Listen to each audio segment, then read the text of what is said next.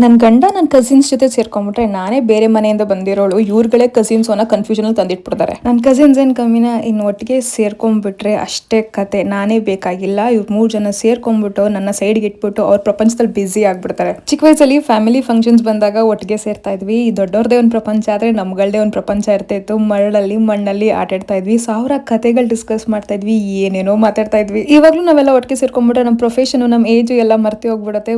ಮಕ್ಕಳ ತರ ಆಟ ಆಡ್ಕೊಂಡು ಕಿತ್ತಾಡ್ಕೊಂಡು ನಿಂತಿರ್ತೀವಿ. ನಾನು ಮದ್ವೆ ಆಗೋ ಹುಡುಗ ನನ್ನ ಕಸಿನ್ಸ್ ಜೊತೆ ಫ್ರೆಂಡ್ಸ್ ಜೊತೆ ಹೊಂದ್ಕೊಂಡು ಹೋಗ್ಬೇಕು ಅನ್ನೋ ಆಸೆ ಇತ್ತು. ಆದ್ರೆ ಇಲ್ಲಿ ನೋಡಿದ್ರೆ ಕೇಸೆ ಉಲ್ಟಾ, ಅತಿಯಾಗಿ ಹೊಂದ್ಕೊಂಡ್ಬಿಟ್ಟು ನನ್ನೇ ಸಪ್ರೇಟ್ ಮಾಡಿ ಕುಣಿಸ್ತಾರೆ. ಸಡನ್ ಪ್ಲಾನ್ ಮಾಡಿ ಕಸಿನ್ಸ್ ಎಲ್ಲ ನಮ್ಮ ಅತ್ತೆ ಮನೆಗೆ ಹೋಗಿದ್ವಿ. ನಮ್ಮ ಅತ್ತೆಯರಂತೂ ಕುತ್ಕೊಂಡು ಅಷ್ಟ ತರ ಅಡ್ಗೆ ಮಾಡಿದ್ರು. ತಿಂದು ತಿಂದು ಗಂಟ್ಲಿಂದ ಆಚೆ ಬರ್ಬೇಕು ಆ ಲೆವೆಲ್ ಅಲ್ಲಿ ತಿನ್ಸಿದ್ರು. ನಾವ್ ಇಷ್ಟೇ ದೊಡ್ಡವರಾದ್ರೂ ಅವ್ರಿಗೆ ನಾವ್ ಮಕ್ಕಳೇ ಅಲ್ವಾ, ಅವ್ರಿಗೆ ಮಕ್ಕಳೆಲ್ಲ ಒಟ್ಟಿಗೆ ಸೇರಿದ್ದಾರೆ ಅನ್ನೋ ಖುಷಿ. ನಮ್ಗೆ ನಮ್ದೇ ಪ್ರಪಂಚ. ನನ್ನ ಅತ್ತೆಯರು ಅಂದ್ರೆ ಕನ್ಫ್ಯೂಸ್ ಆಗ್ಬಿಡಿ, ನಂಗೆ ತುಂಬಾ ಜನ ಅತ್ತೆಯರಿದ್ದಾರೆ, ಎಲ್ಲ ನಮ್ಮ ಅಪ್ಪನ ಅಕ್ಕ ತಂಗಿರು. ಅವ್ರಿಗೆ ನಾನೇ ಮುದ್ದು ಫೇವ್ರೇಟ್ ಸೊಸೆ. ಚಿಕ್ಕ ವಯಸ್ಸಲ್ಲಿ ದೆವ್ವದ ಕತೆ ಹೇಳ್ಕೊಂಡು ಬೆಳ್ದಿದ್ ನಾವು ಯಾವಾಗ ದೊಡ್ಡವರಾದ್ವಿ, ಯಾವಾಗ ಲೈಫ್ ಚೇಂಜ್ ಆಯ್ತು ಏನು ಅರ್ಥ ಆಗಿಲ್ಲ. ಒಂದಂತೂ ಸತ್ಯ, ಟೈಮ್ ನಮಗೋಸ್ಕರ ಕಾಯೆಲ್ಲ ಓಡ್ತಾ ಇರತ್ತೆ. ಇರಷ್ಟು ದಿನ ಎಲ್ಲರ ಜೊತೆ ಖುಷಿಯಾಗಿ ನಗ್ನಾಗ್ತಾ ಹ್ಯಾಪಿ ಆಗಿರ್ಬೇಕು ಲೈಫಲ್ಲಿ. ಪ್ರಾಬ್ಲಮ್ಸ್ ಯಾವಾಗ್ಲೂ ಇದ್ದಿದ್ದೆ, ಎಲ್ಲಾ ಸಣ್ಣದ್ರಲ್ಲೂ ಎಷ್ಟಾಗತ್ತಷ್ಟು ಖುಷಿ ಕಂಡ್ಕೊಂಡು ಖುಷಿಯಾಗಿರೋದೇ ಜೀವನ.